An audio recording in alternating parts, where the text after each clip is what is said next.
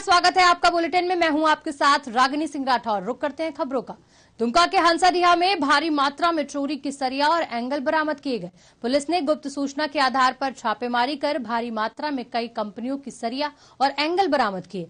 बरामद लोहा और सरिया का वजन 2 टन के करीब बताया जा रहा है। बताया जा रहा है कि दोनों ही स्थानों पर एक होटल संचालक और एक व्यक्ति द्वारा होटल की आड़ में कई ट्रक चालकों से सरिया और एंगल कम कीमत में खरीदकर बाजार में ऊंची कीमतों पर बेचे जा रहे थे।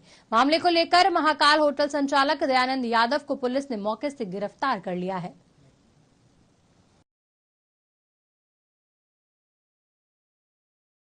गया जहां घटना मंगलवार को आजाद नगर के बावनगौड़ा चौक के पास हुई, जहां विशेष समुदाय के युवक ने चाकू मारकर मजदूर को घायल कर दिया। घायल अवस्था में मजदूर को एमजीएम अस्पताल लाया गया, जहां उसका इलाज जारी है। घटना की जानकारी देते हुए मजदूर संजय सिंह ने बताया कि विशेष समुदाय के युवक ने उस पर जानलेवा हमला किया। उसने बताया कि उसे 3 चाकू मारे गए। चाकू लगने के बाद वह पैदल आजाद नगर थाना पहुंचा, जहां से पुलिस उसे इलाज के लिए एमजीएम अस्पताल लेकर पहुंची। फिलहाल उसकी स्थिति खतरे से बाहर बताई जा रही है। घटना हुआ, हम गए थे बावनगौड़ा चौक, वहाँ पर ही हम लोग काम खोजने जाते हैं। तो वहाँ एक तो मुस्लिम लड़का है, उसका नाम नहीं मालूम है, लेकिन उसको हम जानते हैं, उसका घर द्वार भी देखे हैं। तो वही मेरा ऊपर हमला किया, चाकू चला दिया। किस जगह पर? बावनगौड़ा चौक में। हाँ, उसके बाद फिर क्या किया आपने? हम आए ये आजाद नगर थाना, वहाँ के रिपोर्ट लिखाए। उसके बाद आजाद नगर थाना वाला हमको लेके आए यहाँ। जमशेदपुर से सटे कपाली ताजनगर में देश की पहली महिला मस्जिद सैयदा जहरा बीबी फातिमा इस साल के अंत तक बनकर तैयार हो जाएगी। इस मस्जिद में केवल महिला ही नमाज अदा करने जा सकेंगी। पुरुषों का प्रवेश पूरी तरह से इस मस्जिद में वर्जित होगा। बता दें कि यहाँ इमाम से लेकर दरबान तक सभी महिलाएं ही होंगी। हालांकि इस्लामिक धर्मगुरुओं का कहना है कि महिलाएं इमाम नहीं कर सकती हैं, इसलिए इसका विरोध भी शुरू हो चुका है। फतवा भी आ रहे हैं। ये मस्जिद समाज सेवी डॉक्टर नूर जमा खान बनवा रही हैं। उनका कहना है कि जब लड़कियां हर क्षेत्र में आगे बढ़ रही हैं तो मस्जिद बनाना कौन सा गुनाह है। फातिमा रज़ियल्लाहु तआला के नाम से ये नमाज़गाह बनाया जा रहा है। तो इसमें जो औरतें यहाँ पे नमाज, तालीम और इज्तिमा भी होगी, जो यहाँ पे बहुत ज़रूरी है हम सब मुसलमानों के लिए। क्षेत्र है और यहाँ मेरा नाम अनवरी बानो है और हम जिस मुद्दे पे बात करना चाहते हैं वो औरतों के हुकूक पर बात करना चाहते हैं।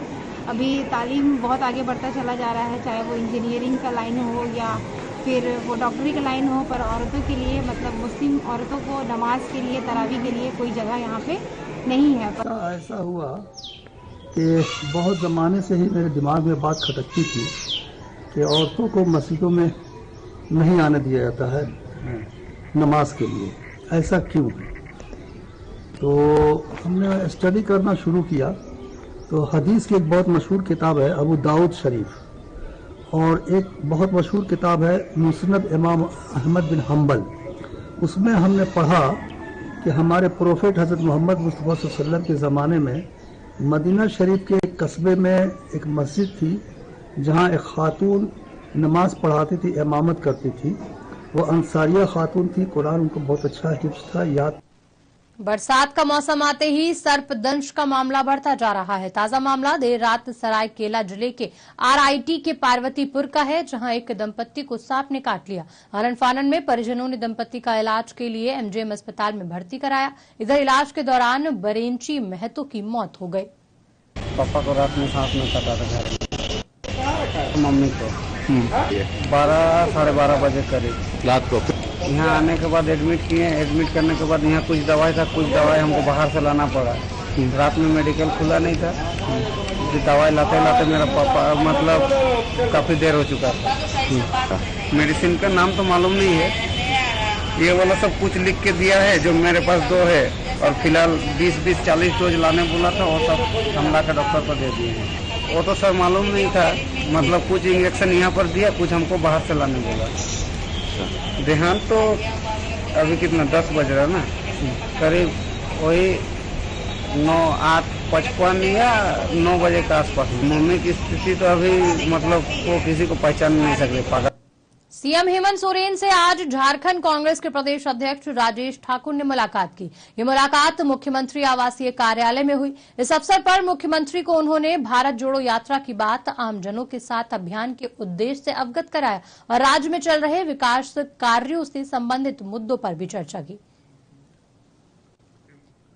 सावन के दूसरे सोमवार में पूर्वी सिंहभूम जिला मारवाड़ी सम्मेलन द्वारा कावड़ यात्रा का आयोजन किया गया था। बता दें, सुबह से ही स्वर्ण रेखा घाट, हाथी घोड़ा मंदिर साक्षी से शुरू होकर साक्षी शिव मंदिर में जलाभिषेक के साथ संपन्न हुआ। वहीं इस कावड़ यात्रा में सांसद विद्युत वरण महतो शामिल हुए, जहां हजारों की संख्या में कावड़ यात्रा में उमड़े भक्तों ने बाबा भोलेनाथ का जलाभिषेक कर सभी के मंगल कामना का आशीष मांगा।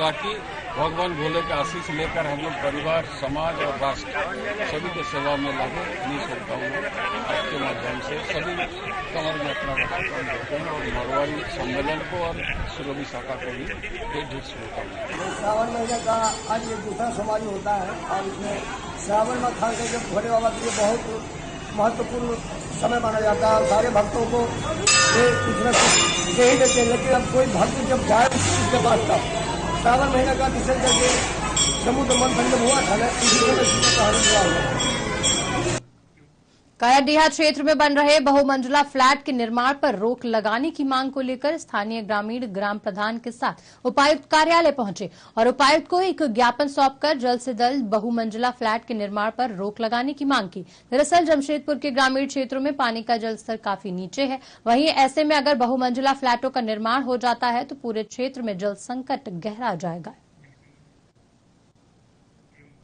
भाजपा के प्रदेश अध्यक्ष सम्राट चौधरी ने बेंगलुरु में आयोजित विपक्षी एकता पर प्रहार करते हुए कहा कि बिहार के मुख्यमंत्री नीतीश कुमार को विपक्षी एकता के नाम पर बेंगलुरु बुलाकर कांग्रेस ने भारी बेइज्जती की है। उन्होंने कहा कि कांग्रेस की यही परंपरा रही है, पर एक साजिश के तहत नीतीश कुमार को अनस्टेबल लीडर बताकर उनकी बेइज्जती की गई। उन्होंने कहा कि कांग्रेस ने एक साजिश के तहत नीतीश कुमार को बेंगलुरु बुलाया है। कांग्रेस का मकसद था कि वो नीतीश कुमार को गठबंधन में बुलाए, लेकिन उनका कोई रोल विपक्षी एकता में नहीं रहे। महागठबंधन के लोगों ने नीतीश कुमार जी को बुलाकर बेंगलोर में भारी बेइज्जती करने का काम किया। कांग्रेसियों ने कहा जिस प्रदेश में कांग्रेस की सरकार हो उस प्रदेश में नीतीश कुमार जी को अनस्टेबल कहा गया और नीतीश कुमार जी की भारी फजीयत कराई गई। ये कांग्रेसियों की चाल थी कि नीतीश कुमार उनके गठबंधन में आए, लेकिन उनका कोई रोल नहीं रहे। इसलिए आज बेंगलोर में जो स्थिति उत्पन्न हुई है, नीतीश कुमार इसके लिए स्वयं दोषी। खबर राजधानी पटना से है, जहां पुलिस के लाखों दावों के बावजूद मरीन ड्राइव पर असामाजिक तत्वों का उत्पात लगातार जारी है। बीती रात एक बार फिर से मरीन ड्राइव पर उस समय अफरा तफरी मच गई जब 8 से 10 युवकों का ग्रुप हथियार के साथ बर्थडे मनाने पहुंचा। मौके पर मौजूद लोगों ने जब उत्पाती युवकों की करतूत देखी तो वो हैरान रह गए। भीड़ ने युवकों का विरोध किया। इस दौरान जुटी भीड़ के डर से युवक भागने लगे, लेकिन भीड़ ने लोगों को पकड़ लिया और सूचना दी पुलिस को। सूचना पर पहुंची पुलिस ने मौके पर पहुंचकर युवकों को गिरफ्तार किया। बर्थडे था, दोस्त लोग था, फोटो वगैरह खिंचा रहे थे। हम लोग ने देखा, फिर हम लोग को देख के वो मतलब आगे भागे, नीचे बैठ के फिर बीयर गांजा पी रहा था। फिर हम लोग ने फोन किया, 10 लोग थे हम लोग। अच्छा, जब हम लोग को देखे हम लोग पीछे पीछे गए, फिर नीचे जाके बीएस में पीने लगे। हम लोग ने 112 पे कॉल किया, फिर जिप्सी आया, उधर से पुलिस लोग गए, वो लोग भागना शुरू कर दिया। हथियार भी बरामद हुई है, पुलिस ले गई पकड़ के। अरे हमने खुद पकड़ा, हमने हथियार। क्या नाम हुआ हमारा? अभिनव। गैंगस्टर अमन साहू के शूटरों को गिरफ्तार करने पतरातू पहुंची एटीएस की टीम पर ताबड़तोड़ गोलियां चला दी गई। इसमें एटीएस के डीएसपी और पतरातू दरोगा घायल हो गए। जानकारी के मुताबिक अमन साहू गिरोह के 2 अपराधी बाइक पर सवार थे। एटीएस की टीम ने जैसे ही उन्हें घेरने की कोशिश की तो वे लोग ताबड़तोड़ फायरिंग करने लगे। डीएसपी को तत्काल इलाज के लिए मेडिकल अस्पताल रांची में भर्ती कराया गया। वहीं सोनू कुमार को पतरातू स्थित मैक्स केयर अस्पताल में प्राथमिक उपचार के बाद रांची रेफर कर दिया गया। एटीएस की टीम ने अमन साहू गिरोह के 2 शूटरों को हथियार के साथ गिरफ्तार कर लिया है। हालांकि पुलिस इसकी पुष्टि नहीं कर रही है। 2024 चुनावों के मद्देनजर देश में विपक्ष एकजुट होने की कवायद में लगा है। बिहार के मुख्यमंत्री नीतीश कुमार की पहल पर शुरू हुई विपक्षी एकजुटता की दूसरी बैठक आज से बेंगलुरु में हो रही है, जहां पूरे देश की 22 पार्टियां इसमें शिरकत कर रही हैं। इस बैठक को लेकर सारे देश की निगाहें बेंगलुरु पर टिकी हैं कि आखिर इस 2 दिवसीय बैठक में विपक्षी एकजुटता का एजेंडा क्या होता है। वहीं विपक्ष की इस एकजुटता को लेकर झारखंड भाजपा के प्रवक्ता का कहना है कि ये भ्रष्टाचारी और ठग बंधन दलों की एकजुटता है। फिलहाल इस बुलेटिन में इतना ही। मुझे दीजिए इजाजत। नमस्कार।